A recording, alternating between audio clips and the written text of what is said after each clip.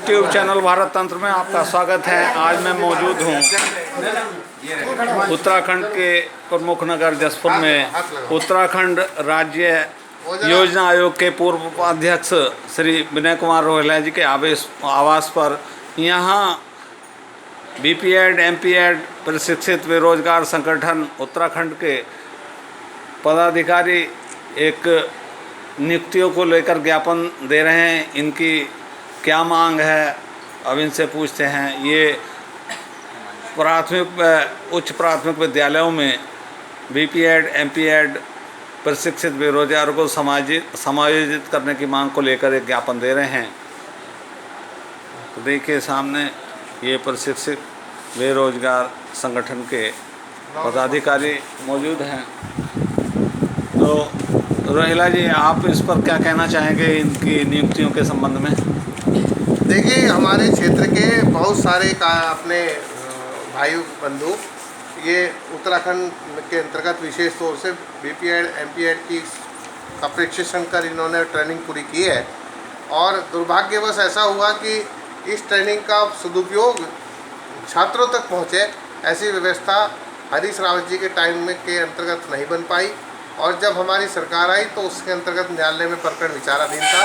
अब ये न्यायालय से मामला निस्तारित होने के लिए स्पीकिंग ऑर्डर बनाने के लिए कहा गया है। तो दो विषय बनते हैं। एक तो विषय बनता है कि स्पीकिंग ऑर्डर बना के इनको दिए जाए। दूसरी, अभी हमने सब साथियों ने मांग की है कि इसके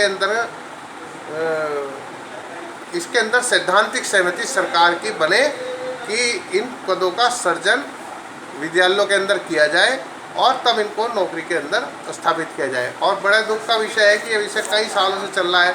मैं लगातार इनके साथ धरने पर भी बैठा हूँ और दिक्कत ये रहती है कि अभी जो लोग जिन्होंने ट्रेनिंग की थी उनकी उम्र का बहुत दायरा जो है निकट आ गया। तो आयु सीमा जो है वो घट रही है, मतलब समय सीमा के हिसाब से। तो इतनी प्रॉब्लम है कि सभी लोग जो है बेरोजगार हैं, ट्रेनिंग लेने के बाद भी, शिक्षा लेने के बाद भी। इसी क्रम में मुझे आज ये ज्ञापन दिया है। मैंने इस ज्ञापन के अंतर्गत अभी चीफ सेक्रेटरी साहब से ही बात की थी और अपने जो विभाग के सचिव हैं उनसे भी इनके सामने बात की थी। और अब मैं देहरादून जाके इस पर कार्य करूँगा। माननीय मुख्यमंत्री जी को भी पूरा विषय बताऊँगा। और चूँकि हमारे जसपुर के बहुत सारे लड़के इस विषय में प्रशिक्षित हैं, तो मैं चाहूँगा कि ये कार्य किसी तरह से हो जाए और आप सबकी शुभकामनाओं की हमको ज़रूरत है। तो देखिए, रोहिला जी ने इन लोगों को आश्वासन दिया है कि वो इनकी मांग को लेकर सरकार से बातचीत करेंगे और यथासंभव सहयोग करेंगे ताकि इनकी नियुक्तियां हो सकें। अब मेरे सामने हैं बीपीएड एमपीएड प्रशिक्षित बेरोजगार संगठन उत्तराखंड के संरक्षक हिमांशु चौहान जी। तो हिमांशु चौहान जी से वार्ता करना चाहूँगा मैं।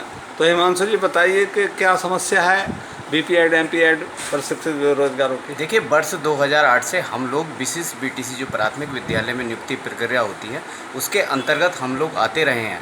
उसके बाद भारत सरकार का गजट जारी हुआ जिसमें टीटी टीचर एलिजिबिलिटी टेस्ट की गाइडलाइन जारी हुई। और उसके बाद 2010 में टीटी का शासनादेश जारी हुआ। उसके अंतर्गत हम लोगों को कहीं भी हमारा बीपीएड का नाम नहीं था। लेकिन उसके बाद पत्र व्यवहार के बाद एनसीटी राष्ट्रीय अध्यापक शिक्षा परिषद जो मानक तय करती है उसके जब हमने पत्र व्यवहार करा तो राष्ट्रीय अध्यापक शिक्षा परिषद ने हम लोगों को टीटी की बाध्यता से मुक्त रखा। यानी कि हम लोग फील्ड टीचर हैं, क्लास में शिक्षक के साथ साथ हम फील्ड टीचर हैं, इसलिए हम लोगों पे टीटी की बाध्यता नहीं लगती है। वर्ष 2012 में हम लोगों के लिए शासन ने, उत्तराखंड के शासन ने जो भी नियमावली बनाई उस बीपीएड को छोड़ दिया। जबकि बीपीएड इक्वल टू बीएड की डिग्री है। जिस प्रकार से बीएड के साथीगण हमारे 2 साल का प्रशिक्षण लेकर वर्तमान में और पूर्व में 1 साल का प्रशिक्षण लेकर रेगुलर कोर्स करके इस डिग्री को प्राप्त करते हैं, उसी तरीके से हम बीपीएड शारीरिक शिक्षक और खेल शिक्षक के महत्व को समझाते हैं बच्चों को, और बच्चों को, छात्रों का सर्वांगीण विकास करते हैं। शासन से कई दौर की वार्ता हुई, पूर्व में अनेक सरकारें आई, वर्तमान में भारतीय जनता पार्टी की सरकार भी है। लेकिन हम लोगों को बार बार आश्वासन के अलावा कोई भी जो ठोस कार्रवाई नहीं मिली। उसी के क्रम में आज माननीय प्रदेश प्रदेश उपाध्यक्ष और हमारे राज्य मंत्री भी रहे हैं विनय रोहेला जी, हमारे एक संरक्षक के रूप में हमने आज इनसे निवेदन करा और पूर्व में भी कई बार निवेदन करा था। पूर्व की बातों पर मैं नहीं जाना चाहता, लेकिन वर्तमान में स्थिति परिस्थिति ऐसी है कि माननीय हमारे बड़े भाई जो संरक्षक के रूप में हम प्रस्तुत कर रहे हैं वो हमारा इस काम को शीघ्र अतिशीघ्र कराएं, क्योंकि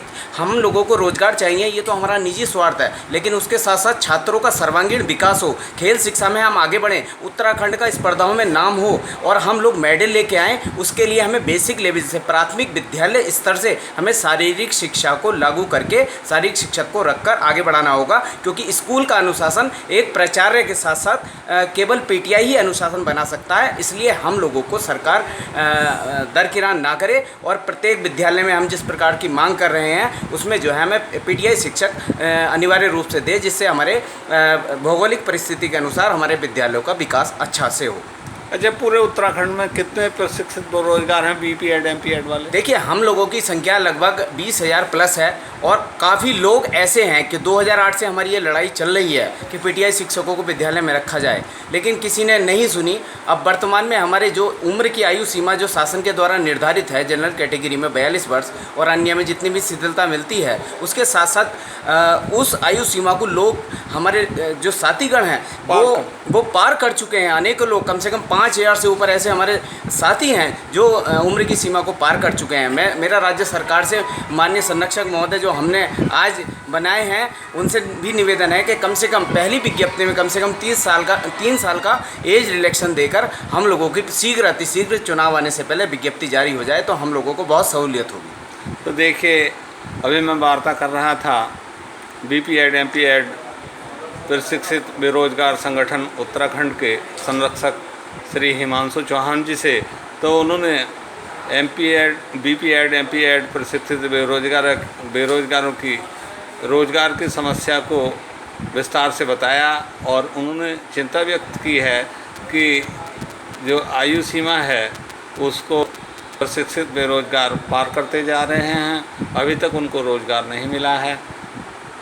तो इनकी व्यथा को माननीय विनय रोहेला जी ने भी सुना और उस पर उन्होंने भी चिंता व्यक्त की। यूट्यूब चैनल भारत तंत्र के लिए पत्रकार सुशील चौहान।